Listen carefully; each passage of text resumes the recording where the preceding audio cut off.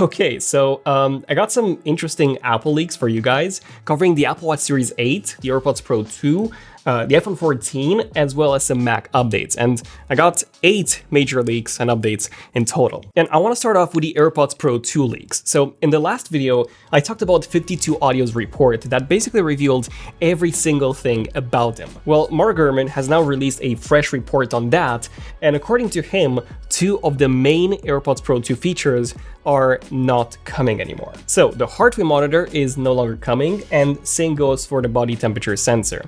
Mark did say that Apple has explored both options and that one day they might be coming, but that day is just not today. So yeah, this is pretty disappointing. These were the biggest AirPods Pro 2 features, especially since the design is not changing anymore. So what are we expecting in that case from the AirPods Pro 2s? Well, we still have that new case that has a speaker with Find My functionality and a USB-C port.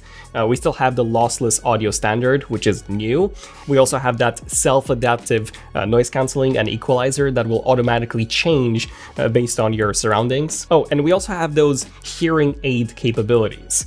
But that's mostly it. Oh, by the way, in the previous video, I claimed that the AirPods Pro 2s would be the most expensive hearing aid if Apple does actually implement that.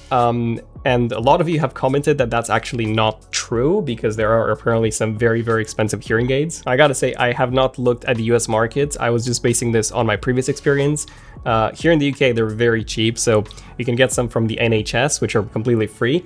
And I bought a few from Amazon for my grandfather, and I bought some different models, and the most expensive one was like £80. So yeah, I know there are a couple of options in the US which are significantly more than that, and in that case, you are right, the AirPods Pro would technically be cheaper than those. Still, based on all of these changes, I feel like the AirPods Pro 2s are an okay upgrade, but I was hoping for something a bit, I don't know, something more. Now some leaks on the Apple Watch Series 8, and I have some good news here. So some of the previous reports were saying that a Series 8 is getting a new health tracking sensor, which would be a temperature sensor, but that would only be used for fertility tracking in women. So essentially, it would be useless for men. So I, of course, was quite underwhelmed, but apparently that will no longer be the case, because according to Mark Gurman, the Series 8 will also be able to tell you when you have a fever. Now, it won't be able to give you individual measurements like a regular thermometer can, so likely just a fever identification. So I guess that's still something. Also,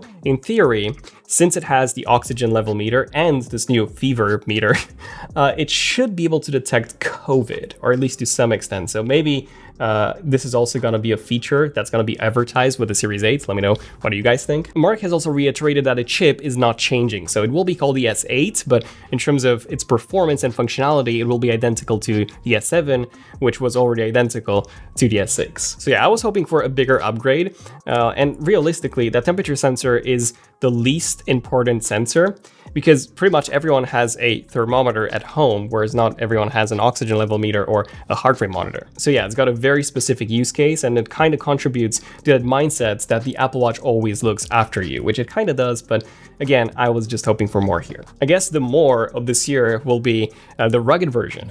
Mark Gurman has reiterated on that too, that it will be happening and that it will too have this temperature sensor. The next leak is regarding a bigger version of the Apple Watch. So you probably know that we're getting 3 models this year, the 2nd Gen SE, the Series 8, and this new rugged model. And Russ Young has just reported that one of these models will have a 1.99-inch display size in diagonal.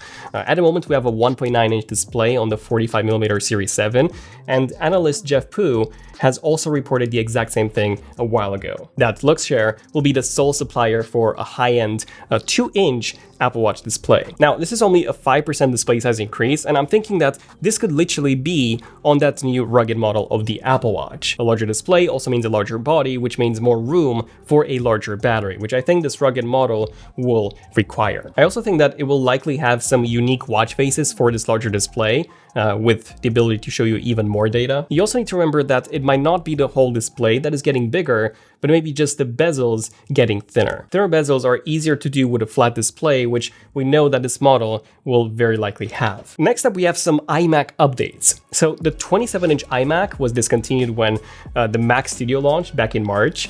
and Apple saw the Mac Studio with the Studio Display as the replacement for the 27-inch iMac. And unfortunately, since then, we haven't really heard any updates on a new version of the larger iMac happening. Well, that actually changed because now Mark Gurman reports that Apple has not given up on a more powerful version of the iMac. Apparently, they're now considering launching 2 new iMac models with the M3 chip next year. It looks like the 24-inch will not be getting the M2 chip, so it will simply jump straight to the M3. And in terms of the larger iMac, we would have the M3 Pro and the M3 Max as chip options. So I'm gonna put my money on this iMac being called the iMac Pro. And I also think that this display will be even bigger than the 27-inch panel that the iMac has. This is based on what, or how Mark Gurman actually phrased it. He basically said that Pro users want more screen real estate, which is what this new iMac will be able to deliver, especially in contrast to the Mac Studio and the Studio Display. And the performance should definitely be there inside this iMac. The M3 chip is said to be based on a new 3nm process. The M1 and M2 are both based on 5. So this means a big performance and a big efficiency boost over even the M2.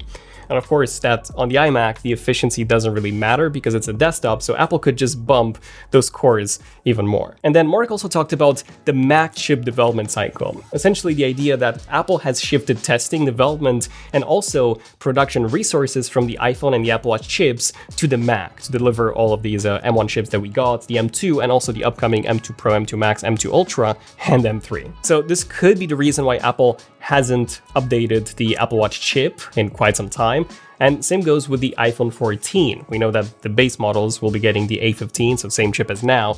And this could be the reason for that. In fact, even when we got the A15 at the event, Apple actually compared it against the Android chips instead of Apple's own chips. It's the fastest CPU in any smartphone, up to 50% faster than the leading competition, to 30% faster graphics versus the leading competition. Which is something that they've never really done before. They've always compared theirs with their own previous models. Now some updates in terms of the iPhone. So you probably know that Apple's working on their own 5G modem. They bought Intel's modem business back in 2019 for $1 billion. And since then, they've been working on replacing the Qualcomm 5G chips inside the iPhones with Apple's own chips. And Michiko has recently stated that the 5G modem development has failed, at least for the time being. Mark Gurman was saying that the prototypes that Apple had were overheating, and this was likely a cause for that. Shrimp Apple Pro also said that technically they haven't failed, they're just delayed. The second quarter of 2022 was the initial plan, but now it has been moved to the fourth quarter of 2023. I mean, Apple has spent $1 billion, so they definitely won't give up, but I do think that this will likely take a few more years. But okay, what advantages would the switch to an Apple 5G modem have? Well, the main one is, of course, loads of cost savings for Apple.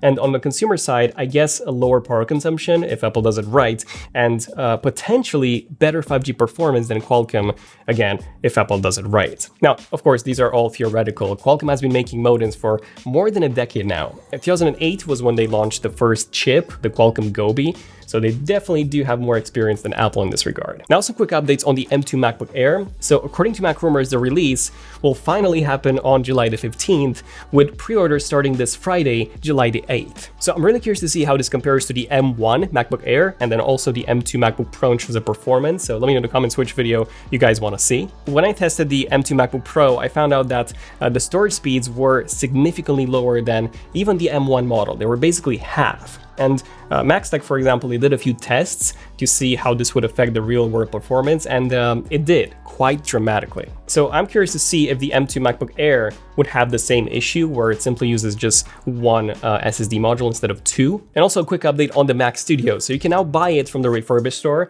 You can get the base for $1,800 instead of $2,000. That's with the M1 Max. And if you want to get the M1 Ultra model, you can get that for $3,600 instead of $4,000. So that's saving you $400. So I think that's an amazing way to save money. $1,800. In comparison, the 14-inch MacBook Pro starts from $2,000, and that's with the M1 Pro chip. If you bump it to the M1 Max chip, that's going to cost you $2,900 instead of $1,800, which is what the Mac Studio costs refurbished. So I think it's a steal if you need performance and you don't really care about portability. Which one of these products are you excited for the most? Definitely check out our Shorts channel for some quick and fun tech content. and let us know what videos do you want us to make next. I'm Daniel, this has been ZONEofTECH, and I'll see you guys in the next one. ZONEofTECH, signing out. Cheers.